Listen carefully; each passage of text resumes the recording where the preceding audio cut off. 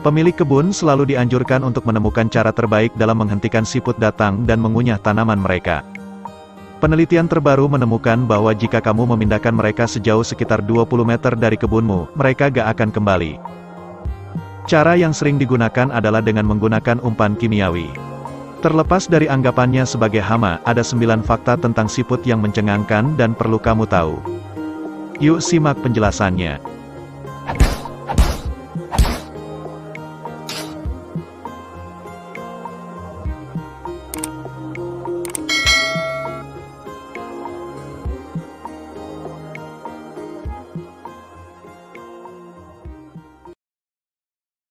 Satu. Hewan yang bisa berumur panjang jika dibandingkan binatang lain. Lama hidup siput tergantung pada tiap jenis spesies spesifiknya dan di habitat mana tempat mereka tinggal. Beberapa hanya bisa hidup selama 5 tahun. Sedangkan jika cukup beruntung, ada yang bisa hidup hingga 25 tahun.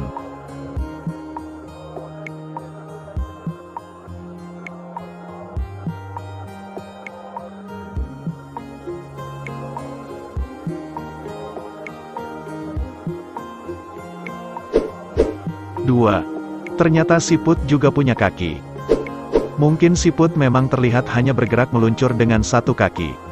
Namun ternyata ada satu otot panjang utama di bagian terdepan yang mereka gunakan untuk menggenggam dan menarik badan mereka di atas permukaan tanah.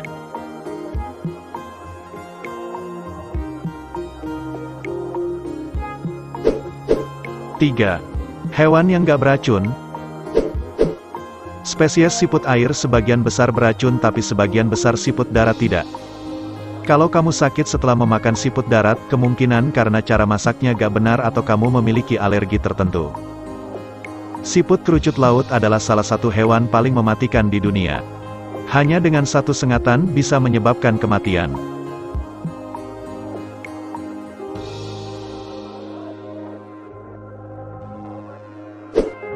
4. Saling mendukung sesama siput lain untuk bergerak lebih cepat. Lendir yang ditinggalkan siput di tanah itu akan melicinkan tempat berjalan mereka dan membiarkan mereka meluncur dengan gesekan seminimal mungkin. Dengan fungsi tubuh ini pun, siput sering terlihat berjalan bersama dan membentuk jalur untuk saling mempercepat jalan siput lainnya melalui lendir yang mereka tinggalkan.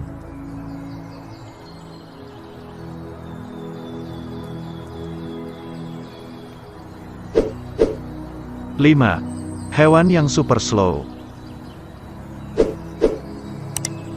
Terlepas dari lendir yang membuat mereka bergerak lebih cepat, sudah bukan rahasia bahwa siput adalah salah satu hewan terlambat di dunia.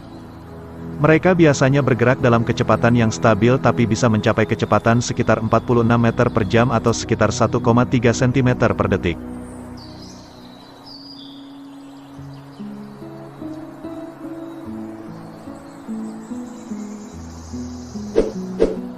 Enam. Kamu bisa memakan lendir yang ditinggalkan siput. Ya, kamu bisa memakan lendir yang ditinggalkan oleh siput. Ada mitos yang beredar bahwa lendir siput menyebabkan makanan jadi gak bisa dimakan. Namun ternyata dengan penanganan yang benar, lendir ini bisa dimakan kok. Beberapa penelitian menemukan bahwa lendir siput ini bermanfaat untuk mengatasi sakit ma atau tukak lambung. 7. Hampir gak punya daya penglihatan apalagi pendengaran. Siput hampir sepenuhnya buta dan gak punya mekanisme pendengaran sama sekali. Dengan kekurangan ini, mereka punya kemampuan penciuman yang luar biasa. Mereka bahkan bisa mencium keberadaan makanan sejauh beberapa meter, yang untuk hewan ukuran mereka itu termasuk jarak yang jauh.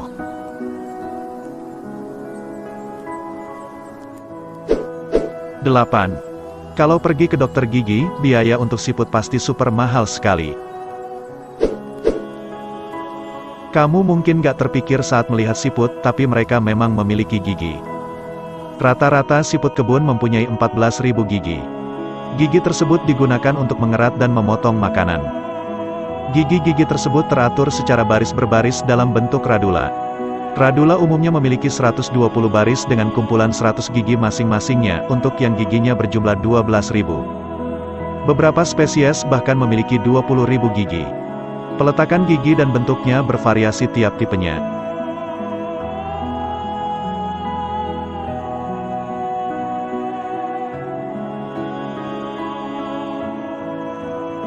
Nah, jadi sudah tahu kan sekarang mengenai fakta tentang siput.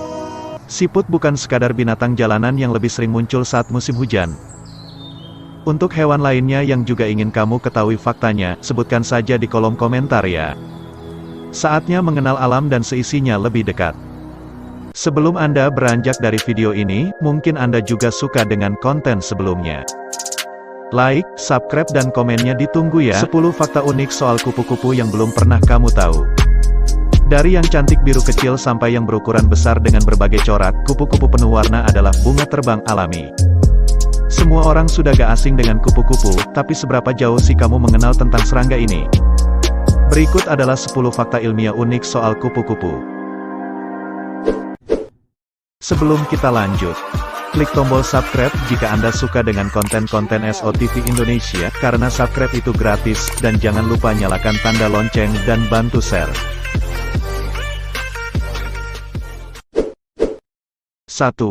Sayap kupu-kupu itu transparan. Yang kita tahu kan kupu-kupu punya sayap paling berwarna dan mencolok. Nah, sayap kupu-kupu sebenarnya terbentuk dari lapisan-lapisan chitin, sebuah protein yang membentuk eksoskeleton serangga. Lapisan-lapisan ini saking tipisnya kamu bisa melihat menembusnya. Ribuan sisik kecil menyelimuti chitin transparan ini dan sisik-sisik ini memantulkan cahaya dalam warna-warna berbeda. Seiring kupu-kupu bertambah usia, ia akan memunculkan titik transparan di mana lapisan chitinnya akan terekspos. Jadi makin tua kupu-kupu, sayapnya akan makin nampak transparannya.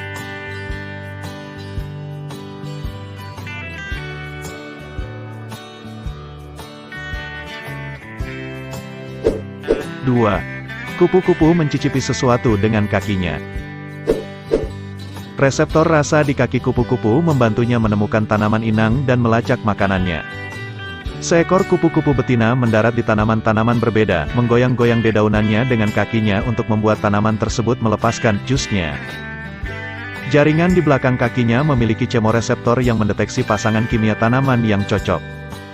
Ketika ia mengidentifikasi tanaman yang tepat, ia akan bertelur. Seekor kupu-kupu juga akan menginjak makanannya, menggunakan organ yang bisa merasakan gula larut untuk mencicipi sumber makanan seperti buah masak.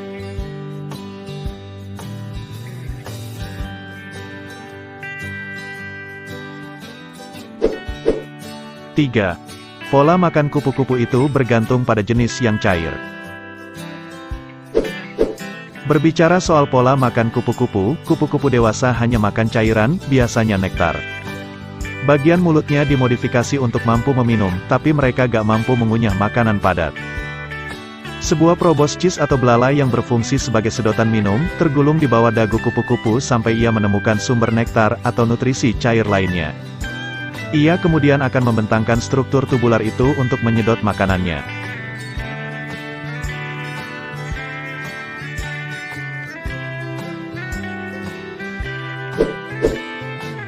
Empat. Seekor kupu-kupu harus segera menggabungkan proboscis atau belalainya setelah keluar dari krisalis atau kepompong. Jadi salah satu tugas utama kupu-kupu dewasa adalah untuk memastikan mulutnya berfungsi. Ketika kupu-kupu dewasa baru muncul dari kantong pupa atau kepompong, mulutnya terbagi menjadi dua bagian. Menggunakan palpi yang terletak dekat belalainya, kupu-kupu mulai menggabungkan dua bagian itu menjadi satu bagian mulut, belalai tubular. Kamu akan melihat kupu-kupu yang baru keluar dari kepompong itu menggulung dan menjulurkan belalainya untuk menguji fungsinya.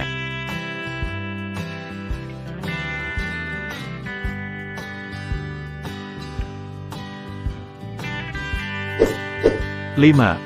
Kupu-kupu minum dari butiran lumpur. Seekor kupu-kupu tidak bisa hanya hidup dari gula, ia juga butuh mineral. Untuk menyuplemen pola makan nektarnya, seekor kupu-kupu akan beberapa kali menyedot butiran lumpur, yang kaya akan mineral dan garam. Kebiasaan yang disebut sebagai pudeling ini, cenderung lebih sering terlihat pada kupu-kupu jantan, karena mereka lebih membutuhkan mineral untuk spermanya. Nutrisi-nutrisi ini kemudian ditransfer ke betina saat kawin yang meningkatkan ketahanan telur-telurnya.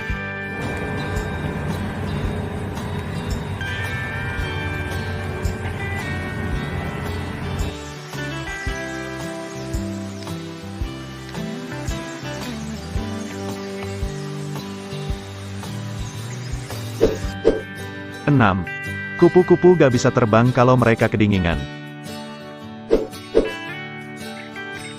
Kupu-kupu perlu temperatur tubuh ideal sekitar 30 derajat Celcius untuk terbang. Mengingat mereka hewan berdarah dingin, mereka gak bisa mengontrol temperatur tubuh mereka sendiri. Temperatur udara di sekelilingnya punya dampak besar pada kemampuan tubuh mereka untuk berfungsi. Jika temperatur udara jatuh di bawah 13 derajat Celcius, kupu-kupu gak bisa bergerak, gak bisa kabur dari predator juga. Ketika temperatur udara berkisar di 28 derajat sampai 38 derajat Celcius, kupu-kupu bisa terbang dengan mudahnya. Hari yang dingin mengharuskan kupu-kupu untuk melakukan pemanasan pada otot terbangnya, baik itu dengan menggoyangkan diri atau bermandikan cahaya matahari. Bahkan kupu-kupu yang suka cahaya matahari juga bisa kepanasan kalau suhunya di atas 38 derajat Celcius, yang akan membuat mereka mencari tempat teduh untuk mendinginkan diri.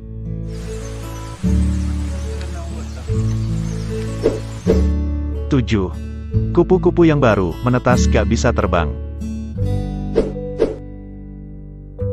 Di dalam kepompong, kupu-kupu yang sedang berkembang menunggu untuk menetas dengan sayap-sayapnya menyelimuti tubuhnya. Ketika ia keluar dari kepompongnya, ia menyambut dunia dengan sayap-sayap kecil yang layu dan kusut. Kupu-kupu harus dengan segera memompa cairan tubuh ke vena sayapnya untuk mengembangkannya. Ketika sayapnya mencapai ukuran penuh, kupu-kupu harus beristirahat selama beberapa jam untuk membiarkan tubuhnya kering dan mengeras sebelum terbang untuk pertama kalinya. Jadi, apa yang sering kamu lihat di video klip musik atau film itu salah besar, kupu-kupu gak bisa langsung terbang ketika menetas dari kepompongnya.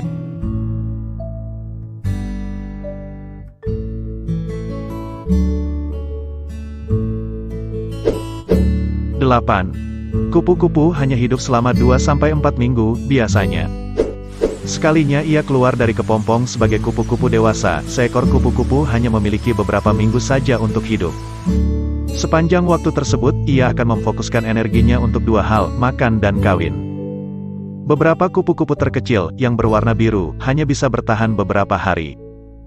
Kupu-kupu yang hidup lama dalam bentuk dewasa, seperti monarchs atau mourning cloaks, bisa hidup sampai 9 bulan.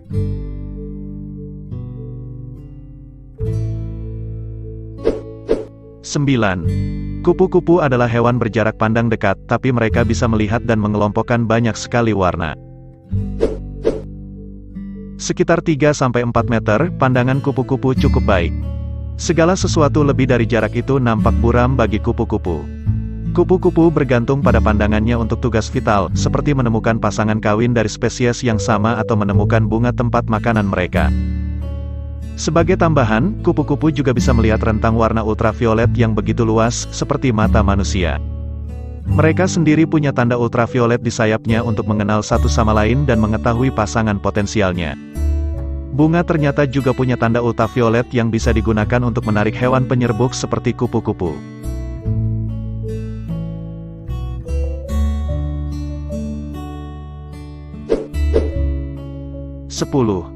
Kupu-kupu cukup cerdik dan memiliki banyak trik untuk bisa terbebas dari dimakan predatornya.